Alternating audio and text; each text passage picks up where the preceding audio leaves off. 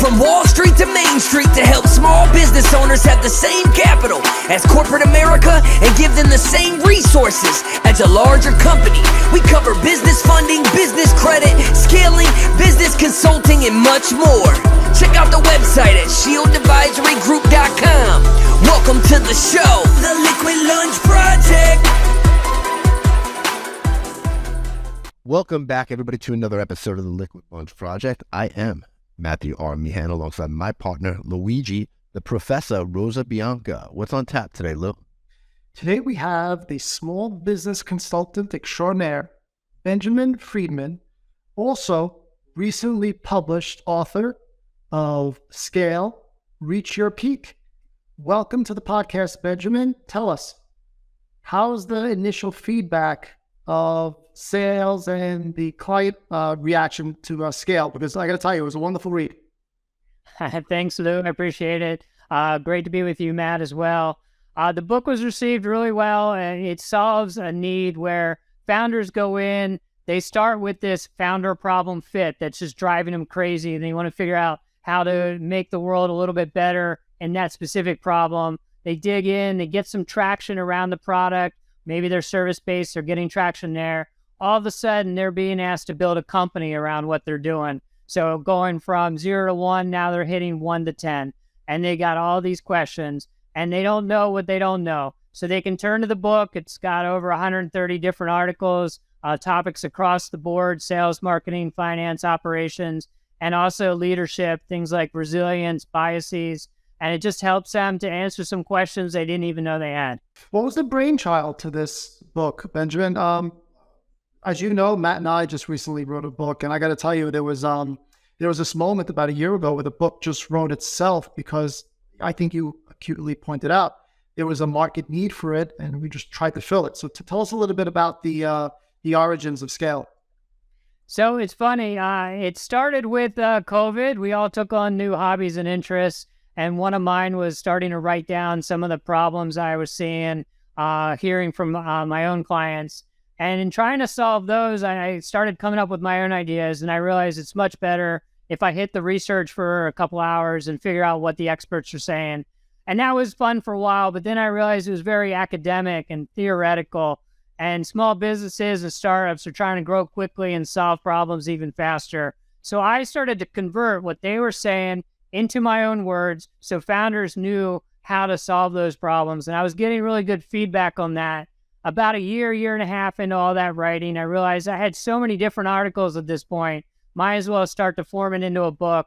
So I started thinking broadly about categories, specifically about headlines and ways to organize the book, and then spent the last 6 months of it between different rounds of editing and graphics and all, and finally put it together. So what's the promotional side been like? Because Matt and I we've had a tough time, man. We've bit off a lot more than we can chew. It's not an easy task. So you write a book, it's wonderful, it's well received. Your clients obviously love it, but that's one degree of separation. How do you go to that second round of fans?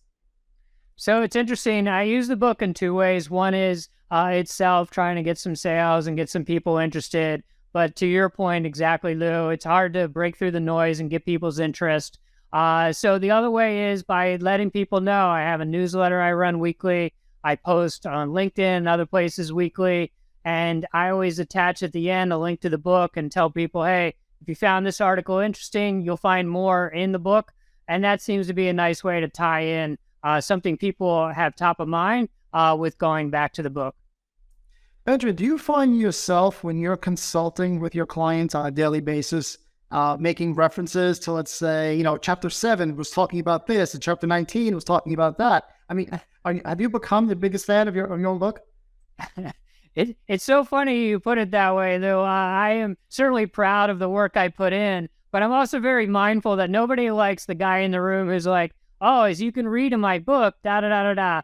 So I've been super careful to not refer back to it. Every now and then I'll pull an article and send it to someone. I was like, hey, I already took a swipe at organizing this over a few hours. Maybe it'll be helpful. But I really try not to be that guy who's like, hey, you should actually read my book if you want to learn more.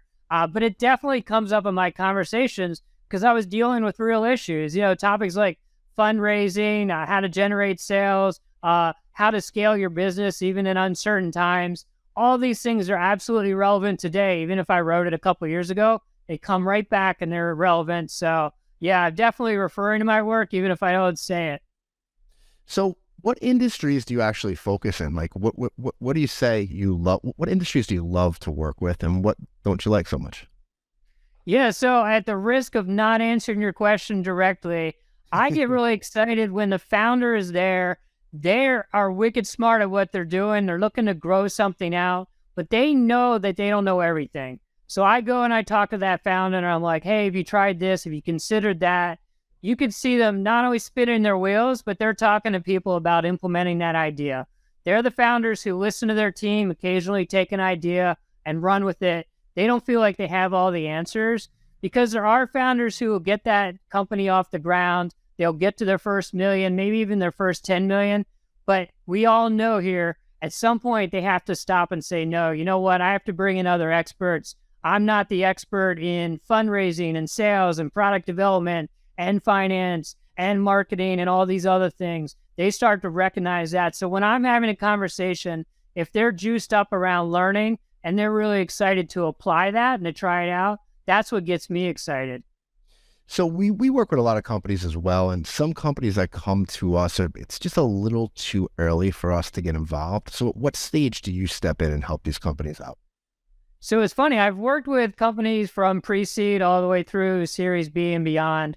But I find that when they're an earlier stage, they haven't fully gotten product market fit or service market fit, then it's more of a ideation conversation. You know, what are they thinking? What do they have in mind?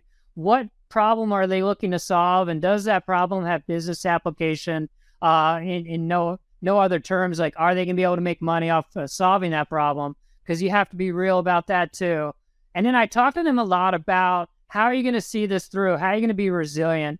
You know, a lot of founders get super excited. Maybe they have a great idea, but they just get off the rails pretty quickly. Whether it's good news or bad news, they get quickly distracted from what they set out to do. So I talk to them a lot early on about, how are you going to see this through? This is going to be a long journey. You're lucky if it's going to be 7-10 years. It might be fabulously successful. You might have guys like Matt and Luke come in and help you out and hit some great milestones. But this is going to be a long adventure for you. And you got to think hard about how you're going to persevere through all that and set up some habits early so that you're strong going through. You know, I see that a lot right now. People who started their companies a couple of years ago are kind of burning it to the ground and leaving, because fundraising is getting a little bit harder than it was, right? But more, everybody's on this AI bandwagon, right? Every founder with a decent company that I've spoken to wants to incorporate something with AI. They can't raise funds, so they just abandon ship and then go start an AI company. What have you been noticing in the landscape? So it's funny, I've been seeing that too. It's all the talk among consumers, investors, founders. I think that's going to shake out in the next few months. Obviously, a lot of companies will incorporate various aspects of AI as a supercharged tool. Instead of artificial intelligence, I think it has augmented intelligence, ways to help us do our jobs better. We've seen technical shifts throughout history over hundreds of years. The invention of factories, computers, cell phones.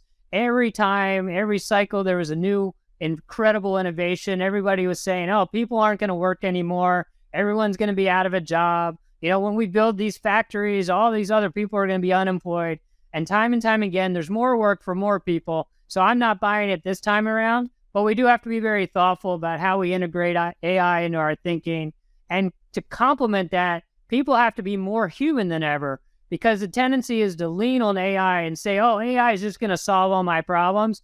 If you don't have a firm grasp on what the problem is you're trying to solve and the way you want to do that, and you start relying on artificial intelligence, it's the same as relying on your competitors or relying solely on your investors and not having your own North Star to think about how you want to succeed. And Matt, that leads to the kind of burnout you're talking about. You know, these founders might seem successful in air quotes as they're moving along, they're getting funding, they're getting traction, but they're absolutely miserable. And I think the worst thing in the world is not to fail in your business. It's to succeed in other people's eyes and be incredibly miserable through that experience.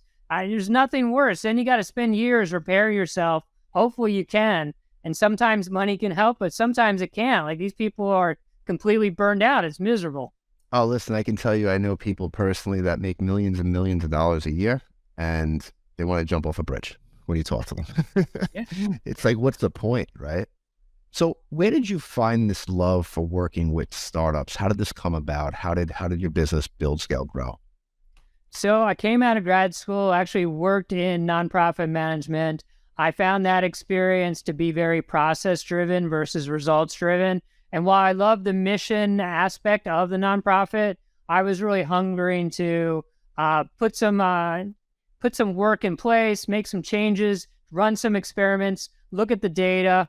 All these things turn out to be startup mantras. My first gig coming out of that nonprofit was a little known e-commerce company, about 30 people. And boy, that company grew and grew and grew. It doubled every year, both in revenues and in staff size. 3 years later, they were acquired by First Data Corporation, and it was just incredible. It was exhilarating. And when I was in that role, I started off in business operations. The next year, I was doing client relations for Fortune 500 companies. And the next year, I was in charge of the payment processing team, building different systems and external quality control, things I had no idea about before I joined this company. It was exhilarating, all the learning. Sure, there was a lot of headaches, a lot of tough days with clients, with team, but it was just an amazing experience. And I've just been looking to replicate that addiction ever since. Benjamin, every once in a while, obviously, a startup or a founder gets it right. Walk us through one of the succession protocols you help these startups put in place, because as you know, we don't last forever. Right. So do you want me, Lou, to talk about the story of their success or about how they manage the leadership throughout? I'm more concerned about succession, because once that founder, fades into the sunset, someone else has got to run that show. And it's not easy when, Joe the dentist is no longer there. Right. That's a great question, because you and I both have probably seen a lot of founders who did an incredible job getting their company off the ground, and then they kind of plateaued where they are. They stuck at 10, maybe 15 million. And even though they doubled every year for the first couple of years, now they're plateaued at this point. And it has a lot to do with the founder qualities and what they contribute. So I like to work with them. First, I have to gauge their self-awareness. Some people are very aware that they are the bottleneck in the company's growth, and other people have no idea. They just keep blaming everything else. Oh, it's the investors. Oh, it's the customers. Oh, it's the market. And they're having a hard time looking inward to see how they're contributing to the situation. So if it's the former, the type of founder who's open, then I say, hey, look, where do you want to go next with all this? Do you still want to be part of it? What areas do you want to pursue? And hopefully that really helps with a smooth transition. So say you have a product founder, they'd love to stay involved with the existing product, build out new features or maybe whole new products, reach new markets, and they're super excited about product development, but they don't necessarily want to be running the company. Maybe we can put a president in place, or maybe we put another CEO in place and move them to be co-founder of product. The roles and responsibilities are very clear. In the worst case, the investors have to step in and really insert somebody, but I do my best to make the founder aware of what's going on. It's like the friend who's really important in your life, where they tell you what you need to hear, not necessarily what you want to hear. And you get really angry at that friend at the time. And then you look back a little bit later and you're like, oh man, they told me squarely what I had to hear at the time. That's what we're trying to do with the founders. What do you think the number one mistake most founders make is? Yeah, I think it's leaning into what has worked in the past versus not constantly experimenting. I run into a lot of founders who I was trying a lot of things and then I figured out the right formula and it's going to work now forever. I just have to implement it perfectly. And I think, we here know this is all a fluid ecosystem. You have different customers, you have different markets, you have different team, different stakeholders, different investors. All these factors are constantly changing and shifting. if you're not always questioning your assumptions, going back to the data, running new experiments to try something else, asking customers, what's going on? Like, why are you really using our product? What are you getting out of it? We know why we gave it to you, but we don't really know why you're using it, and digging into that. You have to be adaptable as a founder. There is no end game to it until you finally exit and decide that's the exit you want. Until you reach that point, you just have to keep acting like this is all uncertain, because in fact it is. We're big believers in what got you your first million is not going to get you to 10, and then what got you to 10 is not going to get you to 100 million revenue, right?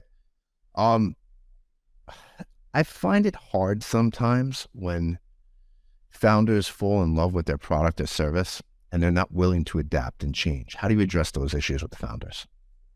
So I try to help the founder go back to the original problem and not focus on the current solution. So I say, okay, talk to me about how you got into this. What were you looking to do? What kept you up at night? What were you thinking about when you were in the shower? A lot of the founders who are successful, it's not what everyone else thinks about. They're thinking about solving this problem and growing their business. And so I get them to go back to that problem, and I say, hey, you might have found one solution in order to move forward, but you haven't found the only solution, and there are probably ways to keep growing exponentially on that. So really digging into the problem and looking at the data, and then also trying to bring in other like industry standards or experts to talk to them about ways to keep moving forward. You think about high performance athletes, incredibly powerful artists, earth-shaking business leaders. They all have the same thing in common. They have coaches and mentors who are pushing them to go forward. And so I look to see if that founder you're talking about, Matt, do they have that person or those people in their lives that are pushing them to keep going forward? And if not, I really encourage them to find a couple people, build up a challenge network, and keep, moving the bench line forward so they can make a bigger impact. Benjamin, do you have any fun stories about some of your clients veering them towards growth through acquisition versus just internal synergies? Yeah, so one of the clients I'm working with had been doing very well for a long time. It's actually not investor backed. It's all organic. They've been growing 20 to 40% a year over the last 5 years, which is really nice. They're actually in the service industry too. So that's a strong growth pattern. And like I said, is very consistent. This year, they actually acquired a company that was significantly smaller, but added value on the higher end of their service. So it was a little bit of what they dabbled in, but not so much. They didn't have a strong bench there. Complements what they're doing very much. And all the new discussions to new customers and existing ones is coming around to, hey, look at what we can provide to you now. Talking about that, I hate this word, but synergy between the old company and the newly acquired one, and how we can really help those customers to continue growing and add more services there. So it was a really nice fit. There was a lot of, and one of the reasons it worked well is there was a lot of time spent thinking about the culture and how people are going to work well together. I know it's something people kind of talk about, but when it comes to the table, it sometimes gets short shrift. But taking those extra weeks to have extra conversations, talk about how you're going to solve internal problems, talk about how you're going to set up processes, might seem like the most boring stuff at the time, but the way you solve those problems, that's the way you're going to build a relationship. If you've ever been, married or in a serious relationship, you start fighting over who takes out the trash or whatever. The fight has nothing to do with that. One of you is really upset with the other one and things aren't working out, and you have to have a hard conversation. It's the same thing with M&A. You said not investor backed, right? I feel like a lot of founders out there, they're taught in school these days that they have to go out, they start something, and then they got to go to a VC right away. I've found through my personal experience that not all companies need VC money. And in a lot of cases, you can have a really nice living and a great company doing tens of millions of dollars rather than taking VC money and doing hundreds of millions of dollars. What's your thought on that? I totally agree, Matt. There's so much to be said here. I'll try to keep it to a couple minutes, though. I think a lot of founders have this perception that they're in this game and the score of the game is captured by how many rounds and how many raises. And they're not thinking about the negatives of that. The locus of control shifts, equity, of course, shifts. different cooks in the kitchen, trying to help them make decisions. If everything's going well, they might not get that as much, but the first quarter, things are a little bit off. Those investors might come in and have different thoughts, and the founders have to take all that in consideration, and it can be incredibly distracting to the reason they got in the game in the first place, which is to solve this really hard problem. Now, there are a ton of options out there to help founders to raise money, to keep the cash flow. They don't necessarily involve equity. There's lots of ways to add a little bit to cash flow. It can be internal, the way you're dealing with your customers and your vendors. It can be external, different ways to raise cash which don't require equity, or different ways that really minimize the way that you're giving out equity. I just think you want to be very clear as a founder, exactly like you said, Matt, like when you want to fundraise, why are you doing that? In particular, it really has to be to exponentially grow, not just to take money and impress your friends, but it has to be there's a real business application to taking that money.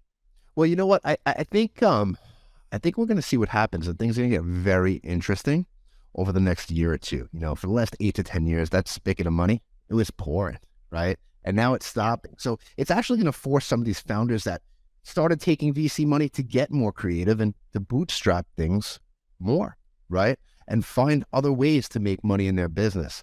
I think the landscape's drastically changing right now, and I think in the next 12 to 24 months, it's going to change even more. And a lot of these people that were living high on these big valuations that they got are going to be forced into things called a down round. What a down round is, it means you're raising money at a lower valuation than you did your last round. Now, if you're working with a founder that's raised money at a large valuation and is contemplating taking money at a down round, how would you handle that situation? Yeah, so I like to always talk to founders about going back to why they got into business, thinking about their vision, their values, their business plan. Let's start there and say, okay, you're taking this down round. Why? Is it really going to help you catapult into future success? Or is it really kind of a way that allows you to cover a few more payrolls, but it's not going to change anything else? And look, you know, the three of us know that's a hard conversation with founders because they see every dollar as helping them to grow a business. They don't necessarily recognize from inside the bottle, being able to read the label that this business is not necessarily going to work out. You know, things were really great when all the funding was there and fewer questions were being asked. And now that things are hard, they might not have a business that's going to make it through. So I'm like, okay, tell me what you're going to do differently if you take that money, because it's going to be a hard hit, not only to your ego, but also to your equity, to your position. You're going to have to make some changes around how you're running business. So you really want to think about, is this going to allow you to pivot, turn, and be more successful as a business? Or are you really kind of pushing out the end date by a few months? And really, is that going to be important to you in the long run? And let's have a hard conversation about that. I know you get approached by a lot of companies all the time. Tell me about some interesting startups that you're working at right now. Something that you've seen recently that you're like, wow, this is cool. Yeah, for sure. So I see one that's really working around locally owned retail business. So you're thinking about how do you get these people who are constantly working through Amazon and national retailers to come back into the store, and how do you do it with this mix of like in-person and online presence? So you hit them on a regular basis, you know, through email campaigns. You let them know about products and that they might be interested in coming in and buying. You give them incentives like credits and discounts that kind of pull them into the store. And then when they're there in the store, you recognize they're there and kind of what they're buying, what they're doing. So you create this cycle around, you know, virtual and live behavior. I think that's really interesting. Seen a ton of others too. They're all kind of blurring in my head, but there's a lot of things going on now with AI. I think we're going to see a lot of that settle through. But the ones where they're using AI to incrementally improve their processes and their reach are going to be a lot more successful than the ones who are putting everything on top of AI and saying, oh, well, now that it's AI, it's going to solve all my problems. So I'm looking really carefully at the ones that are thinking about incorporating AI, not completely pivoting all the way to AI. So why don't you tell everybody right now, let's take a moment out and tell them where they can find you on the socials, how they can get in touch with you, find your company, and more importantly, where they can find your book. Yeah, sure. I appreciate that. The website is www.webuildscalegrow.com. I'm also an active user on LinkedIn, and you can find the book Scale, Reach Your Peak on Amazon. It's both print and ebook versions. You've been doing a lot of exciting things. You started out in the not-for-profit world. You're helping startups now. That's 2.0. Where's 3.0? Where do you see yourself going? Yeah, so I see myself really expanding my network, finding a lot of trusted partners who can help startups to grow exponentially. And that's across like CTO, CIO, finance, accounting, HR, legal, because I feel like founders come to me, they have a whole plethora of needs that have to be solved. And if I can come in with a holistic solution, that's going to really help them to grow quickly. So I'm trying to build up that network and really a two-sided marketplace where founders, when they've hit the right inflection point, they know to reach out to me. And then I have all these solutions available to help them scale as quickly as possible. We love that. So you're putting the whole team together. Quarterback. That's right. That's right. And that's big, right? Because when you start a business, any business out there, you usually start it because you're good or you believe in the product, right? But when you got to start wearing all the hats, COO, CEO, CFO, and you're a mechanic, let's say, a small business owner that knows how to fix cars, you don't know how to read a balance sheet. So you need a whole team approach. You know, when I worked on Wall Street, we worked in the frameworks of large corporate America. So we had the attorneys, we had the accountants, we had the experts on hand when we needed them. That's one of the reasons me and Luigi started Shield Advisory Group, more on the investing and the consulting side as well, to give everybody that doesn't have the opportunity to be in that framework a chance to succeed with just picking up a phone. Because if I don't have the answer, I'm calling Benjamin. He can help you guys out with your COO needs as well. Ben, we thank you so much for being here, buddy. We'd love for you to come back at a different time and tell us what else is going on with you. But I have one question for you before I let you run. All right. If you had to choose one industry to go into right now, what would it be? Let's see. That's a good one. I'm going to pick two because I can't resist. I'm enamored with education technology and health technology. Health technology, we've seen a lot already through COVID. I just think there's going to be incredible change still to come. And education, as much as we've progressed as a society, education's still about 200 years behind.